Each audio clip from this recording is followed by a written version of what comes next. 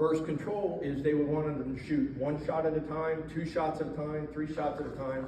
They wanted them to learn how to control their own machine guns.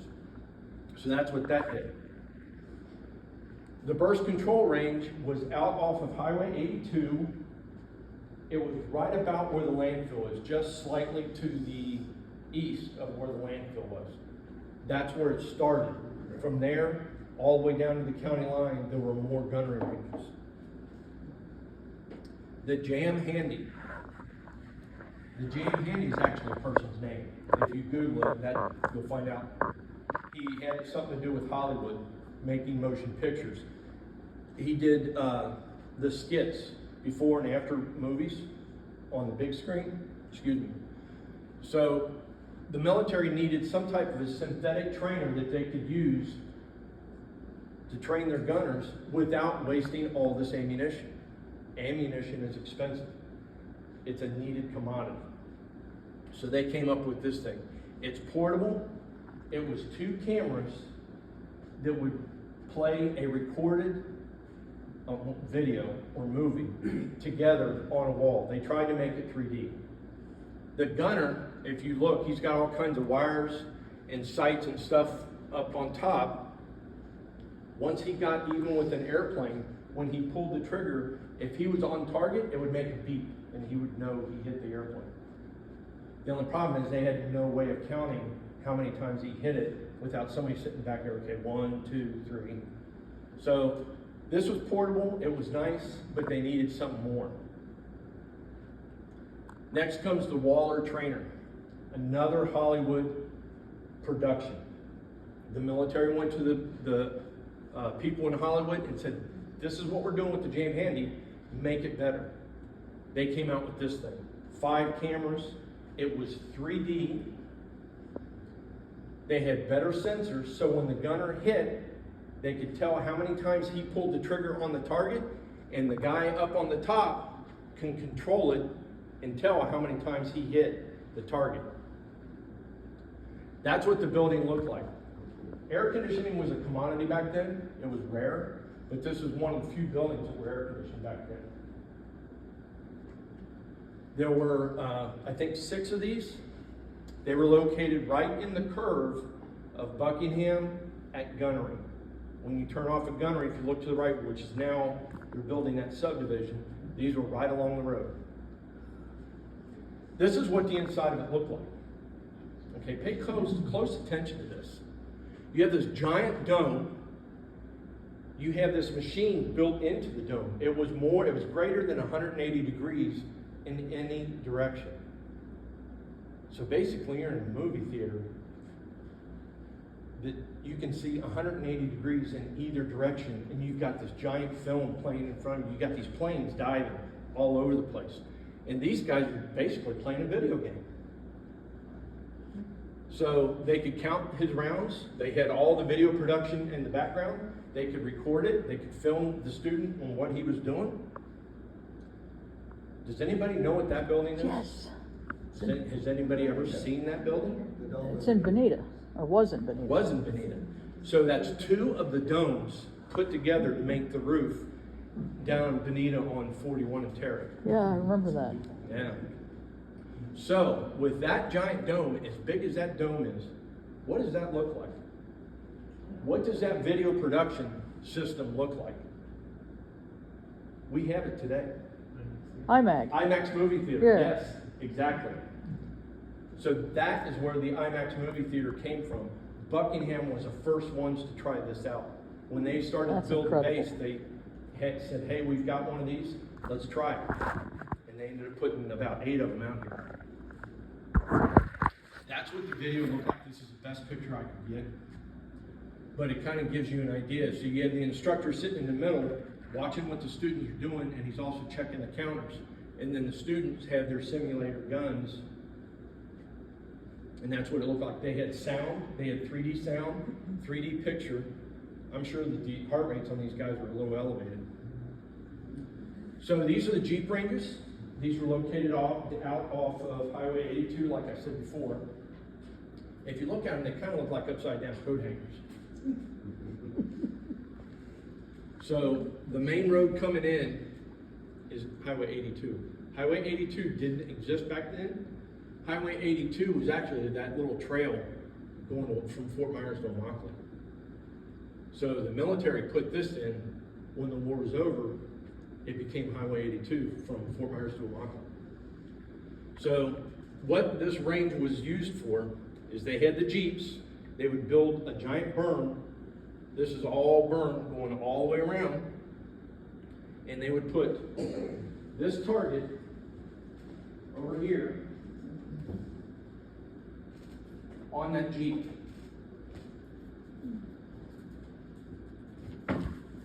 Each gunner would have a different color round. That Jeep would go around at 30 miles an hour. And they would sit back off in the distance, back along the road, and shoot as the target went around. And then they would pull them off, bring them up, and then grade them. Who was driving the Jeep? The Jeeps were unmanned. I'm getting ready to get to that. So, if you look down here, there's a concrete slab that goes all the way around the track with two wheels. The driver, if anybody's ever driven a Willys Jeep, they have a manual throttle. You get it in first gear, you set your throttle, you could jump off. They had a bar that came out. If you wanted to stop it, you just stick a piece of plywood out, hit that bar, and it would pop it out of gear, and then they jump on it. That's how they moved it. Now, the problem was Jeeps were becoming very, very important in Europe and in the South Pacific. So they did away with the Jeeps and started using what they called putt-putt machines. They were little putt-putt motors basically on a small train track, and that's what they used. It would go top speed, 25, 30 miles an hour. So that's what it was. This was very, very efficient. And if you look over here, there is a turret from a B-17, a top turret, that's mounted on a pickup truck. That's what it looks like. All your pickup trucks, they would line up side by side and shoot at this target as it went around. This over here is a B-29 simulator that they had modified to fit on one of the trucks. This is how they scored them. They pulled down the target and took them back, laid them up on the wall, or put them on a table that they had. Same way you do it and they today. would count all the individual marks. And if you look at this, you can just barely see the blue X's going through each shot in here.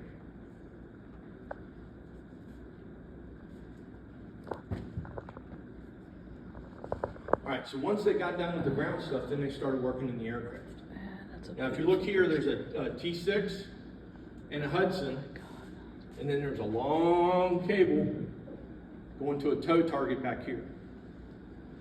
So they would stick that out 50 to 100 yards, fly parallel to another plane, and then the student would shoot at it, okay?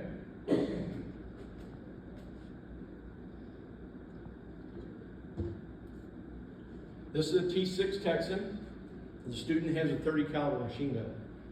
It's a lot lighter. It's about 40 pounds compared to a 50 caliber, which was almost 80 pounds for an aircraft. If you notice here, there's a can right there that held the ammunition. On the other side of the plane, there was a bag with a zipper on it that they hooked on. It was a canvas bag. The canvas bag was to collect the brass. They recycled it. There was also a problem with the inside of these airplanes. If anybody's ever seen inside of one, it's pretty open. All of your control cables run everywhere inside the airplane, pulleys, stuff like that. You get these brass shells floating around in there and get caught in a pulley, it can take down an airplane. There was a gentleman I was talking to, his name was Oscar Corbin. That name may sound familiar. His name is on City Hall down here. He was a major. And he said that one of his instructors had taken a student up, never flown before in his life. Aviation was still new. People didn't fly as much as we do now. So this kid had never flown on an airplane. They stick him in the back of this plane with his machine gun, and as they're taking off, the pilot has 3 mirrors that he can see behind him. And he sees his kids slowly sink down inside of his seat. Once they get up in the air, they start flying around, get out over the target area, which is over the Gulf of Mexico. He tells the kid over the intercom, okay, get ready, get your gun out, we're going to be shooting here in just a minute. He pulls his gun up, just like he's supposed to. Tow plane starts coming by, the kid starts letting loose, start to shoot at the tow target. The pilot notices brass flying all over inside the airplane. You can hear it rolling around as he's banking. He gets on the intercom. Now you got to understand, the intercom's back there, and were throat mics or a small microphone. They weren't like what we have today. And he yells at the kid, "Put the bag on the gun. You're losing your brass." The gun stopped shooting. He said, "Okay." He's putting it on. He looked back. Can't see him. Can't see him. Another pilot calls him on the radio and says, "Hey, your student just jumped out of the airplane." So he flies back to Buckingham, goes into Officer Corbin's office, tells him what happened. Air Sea Rescue picks the kid up, brings him in. They pull him in the office. They said, "What happened?" "Well, you told me to save my ass, so I grabbed my chute and jumped out of the plane." Save my brass. Save my ass. All right, so now they're up into the 50 calibers. Like I said, these were heavy guns back then at the time. And each gunner was given 150 rounds to shoot at a time. And some of them would wear these guns out to where their accuracy was very poor. But they did work. They did learn a lot. But they weren't perfect. They still had problems shooting at those tow targets. So they came up with a guy in Texas, Harlan Gunnery School, came up with an idea, and he took it to his bosses, who ended up taking it to one of the engineering firms. I think it was MIT. And they came up with this theory, Operation Pinball. Basically, they made this airplane a target plane. It was already armored, so they just added a little bit more armor, painted it bright orange with white stripes. You can't miss it. And then they told one of the pilots, "You're going to fly that plane in a dogfight with the bombers while the students shoot at you." Whoa, whoa, whoa, wait a minute, they're going to be shooting at me? They said, "Yeah, no problem. We got this figured out." This is what they came up with. It's called Bakelite. Does anybody remember what Bakelite is? What is it? It's a plastic, form of plastic, I think, thermosetting plastic. Yes, exactly. And I have some Bakelite bullets up here. So that's what they came up with. And they would shoot at this plane. It had armor plating all over it. It had sensors all over the plane. It also had lights. So it's like shooting in a pinball machine. As it's flying through the air, it's lighting up and flickering and blinking all over the place. Everything's great. The round hits the plane, it disintegrates, turns into powder. The pilot has a counter down here, so every time a round hits the airplane, no problem. Student number 2, 30 hits out of 100. Nope, next. Problem was, right there and right there, that's your carburetor intake, that's your oil and your radiator cooler. The engine's behind the pilot. That round would actually go inside that, hit the cooler, and take the plane out of commission. Down they'd go. They said, "Okay, we can fix that." So they put a grate in there. The problem is, now you're getting powder going in at high velocity doing the same thing. Well, Las Vegas lost 5 planes in one day. And the Air Force said, "We're done." This was about a year and a half into operation. Fort Myers was the first one to try this out and said it works great. All the other bases did it. Las Vegas had to shoot us down by telling us that they don't know what they're doing. So they eliminated and stopped the program. Another thing that came out of Fort Myers was this round. This is a frangible ammunition round. Almost every law enforcement agency in the United States uses frangible ammunition now. The gun range out at the sheriff's office uses nothing but frangible rounds. And a lot of the newer gun ranges throughout the United States that are indoor now use frangible ammunition. Different material, but the concept started here in Fort Myers. All right, so it's not all fun and games. There was a lot of stuff that happened that were tragedies. So in 39 months, over 50 aircraft were lost, from crashes like this to even more fatal like this one here. Many lives were lost. A lot of people were disabled because of it. So it could be mechanical, it could be shot down by friendly fire, which did happen, or it could be unknowns. There was a lot of unknowns. Somebody asked me about an airplane that went down.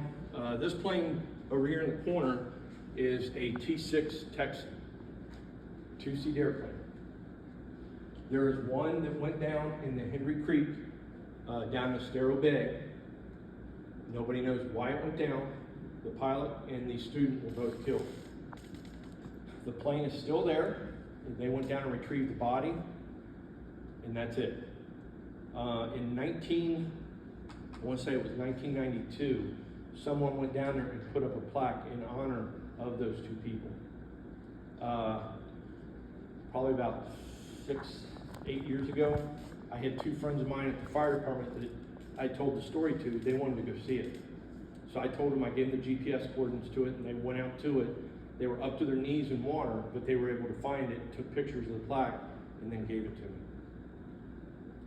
So bad things did happen, unfortunately, even though this was a training base.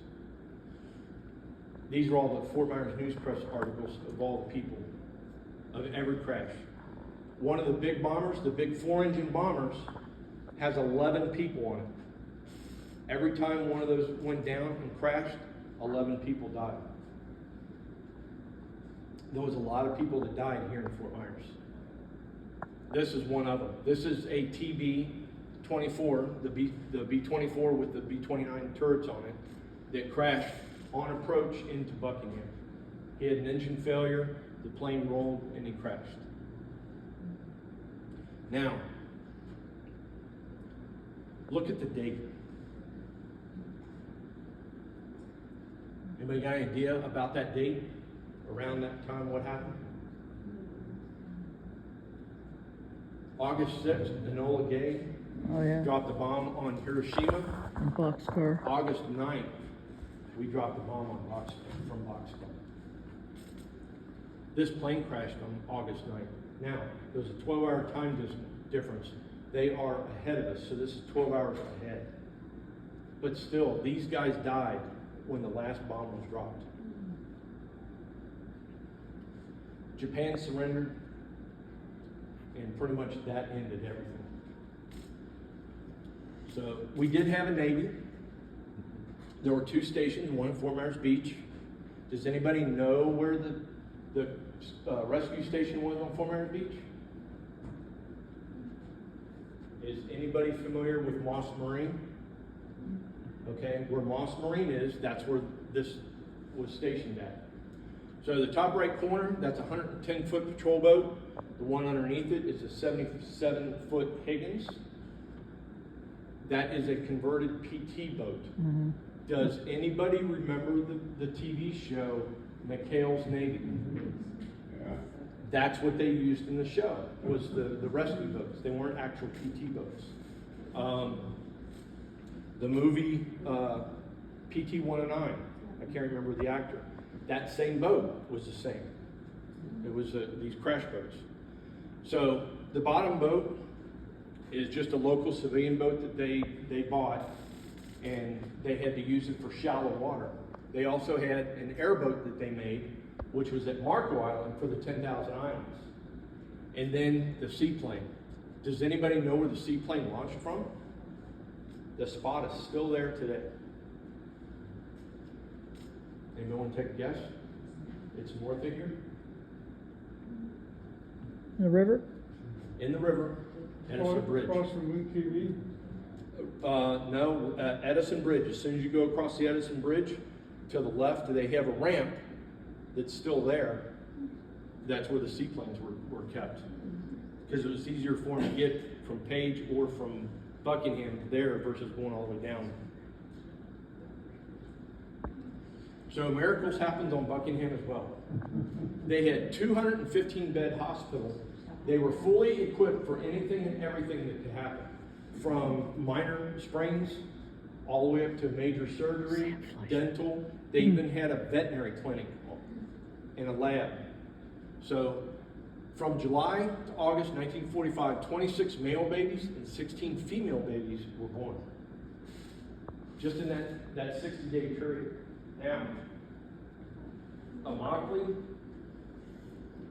Clewiston, and Arcadia, people that lived in that area would come down here to go to this hospital because it was closer to go to Fort Myers, and they didn't have anything out near their neck of the woods other than a doctor's office. This was the closest hospital. So Buckingham Airfield Hospital took care of everybody. That's where all the babies came from.